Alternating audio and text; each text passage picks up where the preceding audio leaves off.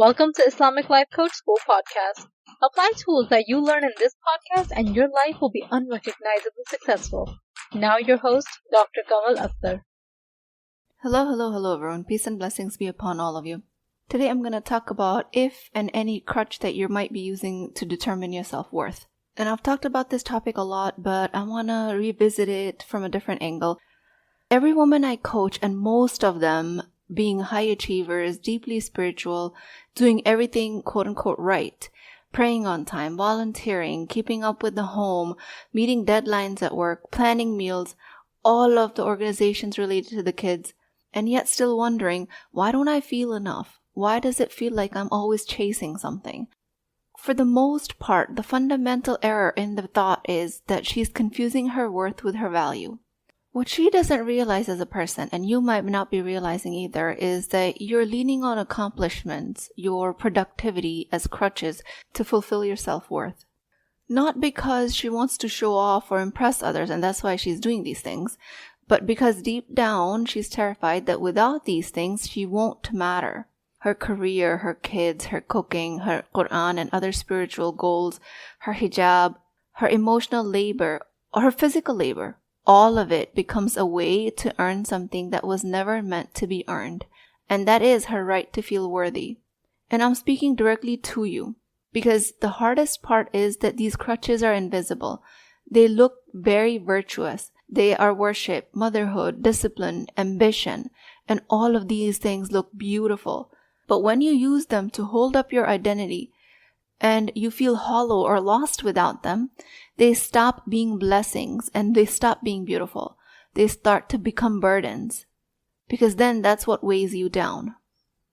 And one way to identify if you're using any of these things as crutches to your worth is if you try to rest, then your mind gives you a guilt trip. Your mind, it starts to whisper, I'm wasting time. I should be doing something else. Even if you sit down for 5 minutes, your brain fires off a to-do list and all of the things you haven't done yet. The voice says, don't just sit there, you'll fall behind. And behind what? Behind who? That's the question it never asks and never answers. What you've been sold since childhood is that your worth is earned through productivity. And especially when you're a Muslim woman, it tells you that a good Muslimah serves non-stop, makes everyone comfortable, is always on whatever is needed, is never tired, doesn't question. She's useful, she seems busy.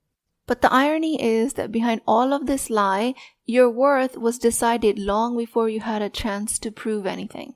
Your worth was decided before even your body was formed, before your name was given as an identity, before your parents even taught you right from wrong. And that's when your soul stood before Allah SWT, and Allah asked, Alastu bi Rabbikum? Am I not your Lord? And your soul said, Bala, yes, you are. I bear witness. That is the moment where your worth was sealed. Not because of anything you did, not because of anything you promised to do, simply because you were recognized by your Creator. And that's the kind of worth I'm talking about here. The worth that is not built, not earned, not achieved. It's been bestowed upon you. And the most confusing part for a lot of Muslim women is that you don't even unlock or lock that worth up with worship. You don't boost it with good behavior. You don't lose it with sin. You were created with it intact, and the one who created it for you is perfect. And this is where so many women get stuck. Even the ones who love Allah SWT deeply have conviction in their faith. If worth always remains intact, then what happens to the concept of sin and evil and worship and good deeds? What happens if someone disobeys Allah SWT or lives their entire life in worship and remembrance of Allah? And the answer to that is very simple for me. Yes, Allah SWT loves the people that are striving in His path, but you have to remember is that you're not doing it to become worthy. You're doing it because you already are worthy. When you worship from a place of unworthiness, your salah becomes a transaction. Your fasting feels self-punitive when you're hungry.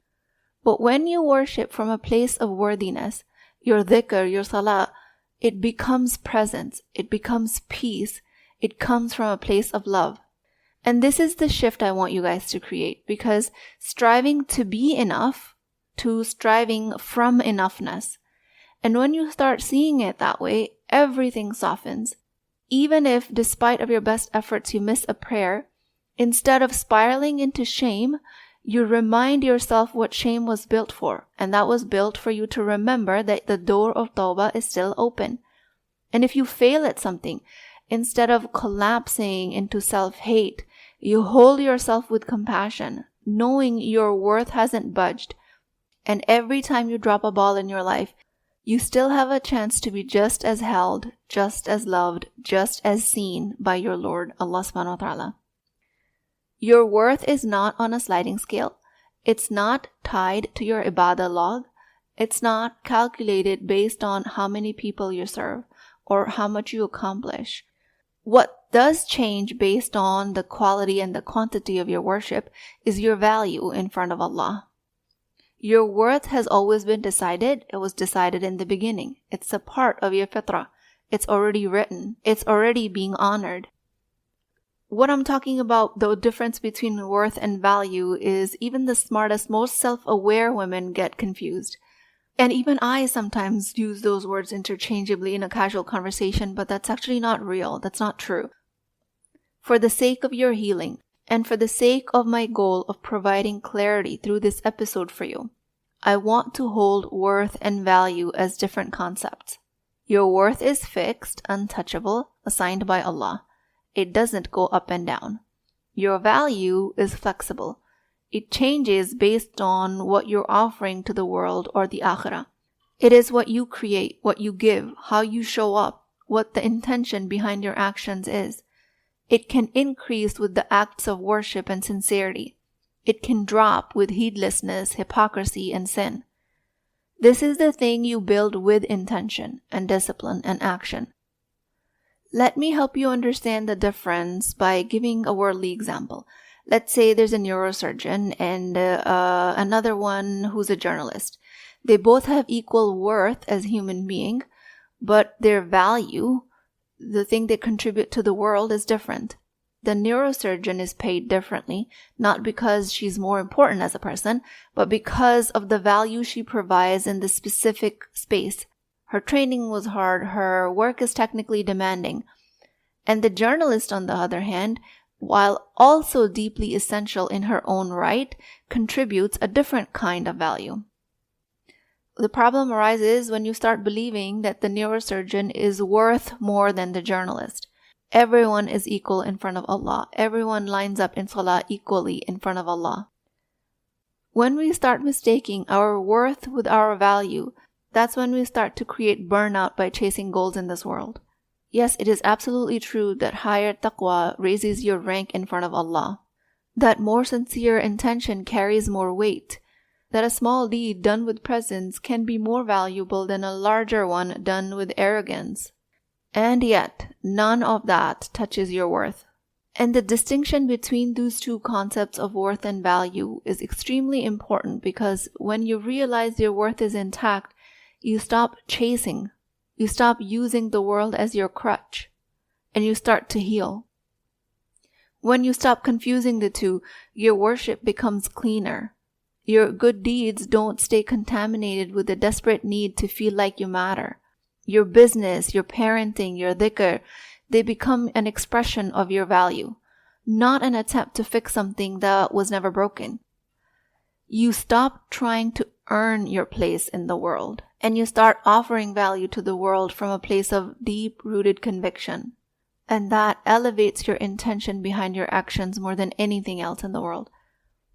So today I want you to ask yourself, what have you been using as a crutch for your self-worth? Now notice I didn't tell you to ask if you're using something for a crutch for your self-worth, because I know for sure that's happening somewhere, somehow. Just sit with this question. What have I been using as a crutch of my self-worth? What have you been subconsciously saying, as long as I have this, I am enough? Is it the amount of books you read? The people that are praising you at the dinner party that you hosted? How many dishes you served? How many kids you've raised? The size of your paycheck?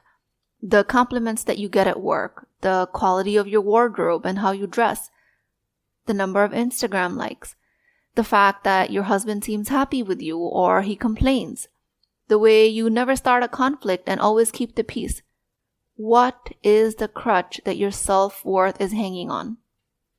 Because whatever you identify it as, that is not related to your worth at all. You can stop chasing it. It's just built to seem that way by your brain to make it feel safe. But the most beautiful part is that your worth was never in danger to begin with. So there's nothing to fear. You are already worthy, already acceptable, already lovable.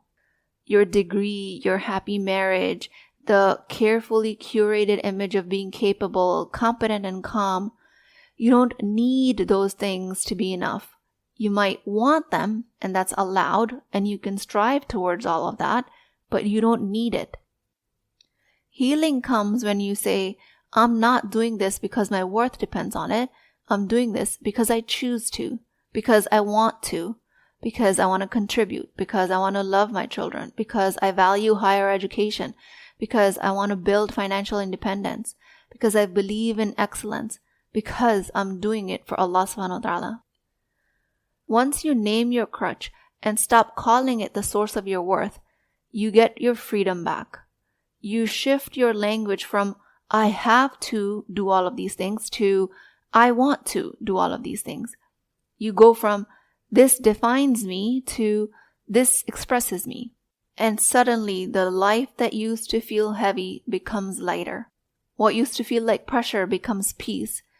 And that ever-moving goalpost of achieving self-worth with action becomes achievable and internalizes. And from now on, your actions are rooted in value, intention, and purpose, not fear of unworthiness.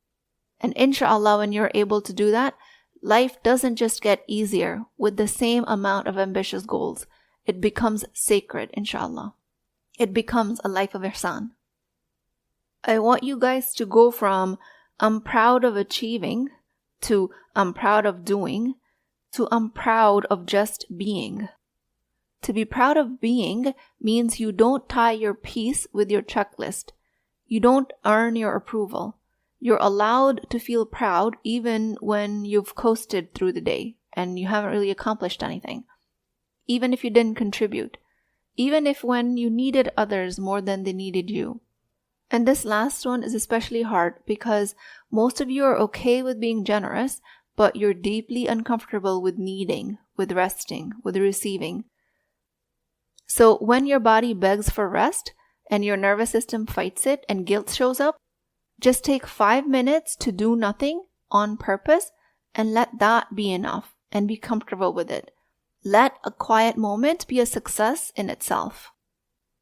Do something that serves no one else but you, and it might be something you're already doing, but you didn't consider it just to be for yourself.